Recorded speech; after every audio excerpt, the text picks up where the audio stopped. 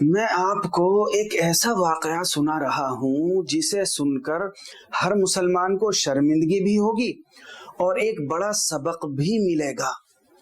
یہ واقعہ ہمیں یہ بتاتا ہے کہ جب ہم دین کے چھوٹے چھوٹے مسائل پر لڑتے ہیں تو غیر مسلم ہمارا کیسا مذاق اڑاتے ہیں۔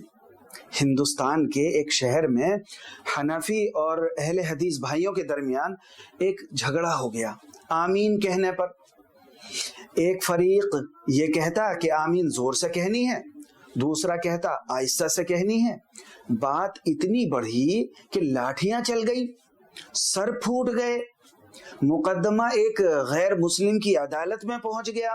جج حیران رہ گیا اور پوچھا آمین نہ کوئی زمین کا ٹکڑا ہے نہ بلڈنگ ہے جس پر تم سر پھوڑ رہے ہو، یہ صرف ایک لفظ ہے جو نماز میں بولا جاتا ہے۔ جج نے بہت تاریخی اور ایک سبق آموز فیصلہ لکھا۔ اس نے کہا میں اس نتیجے پر پہنچا ہوں کہ مسلمانوں کے یہاں آمین کی 3 قسمیں ہیں۔ آمین بالجہر یعنی زور سے کہنا آمین، دوسری آمین بالسر یعنی آہستہ سے آمین کہنا، اور تیسری قسم ہے آمین بالشر یعنی وہ آمین جو صرف لڑائی اور جھگڑے اور فتنہ پیدا کرنے کے لیے کہی جائے۔ اب جو لوگ لڑ رہے ہیں وہ آمین بالشر کہنے والے ہیں، اس لیے دونوں طرف کے لڑنے والوں کو آمین بالشر والوں کو سزا دی جائے گی۔ دیکھیے اختلافی مسائل دیانت داری سے کسی ایک رائے پر عمل کرنے کے لیے ہوتے ہیں، آپس میں لڑنے اور گروہ بندی کے لیے نہیں ہوتے ہیں۔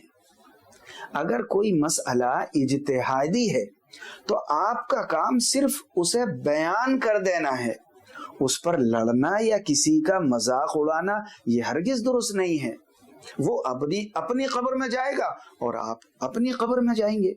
اب اگر کوئی نہیں مانتا تو نہ مانے، آپ کسی کے ذمہ دار یا خدائی ٹھیکیدار تو ہے نہیں۔ اس لیے کہ اللہ کے رسول صلی اللہ علیہ وسلم نے یہ فرمایا میں اس شخص کے لیے جنت کے کنارے پر گھر کی ضمانت دیتا ہوں جو حق پر ہونے کے باوجود جھگڑا چھوڑ دے۔ دین کے مسائل کو اپنے جذبات نکالنے کی آڑ نہ بنائیں۔ یہ یاد رکھیں کہ اگر ہم فروعی مسائل پر یوں ہی لڑتے رہے تو دنیا ہمارا ایسے ہی مذاق اڑائے گی، آمین بالشر والا ہی سمجھے گی۔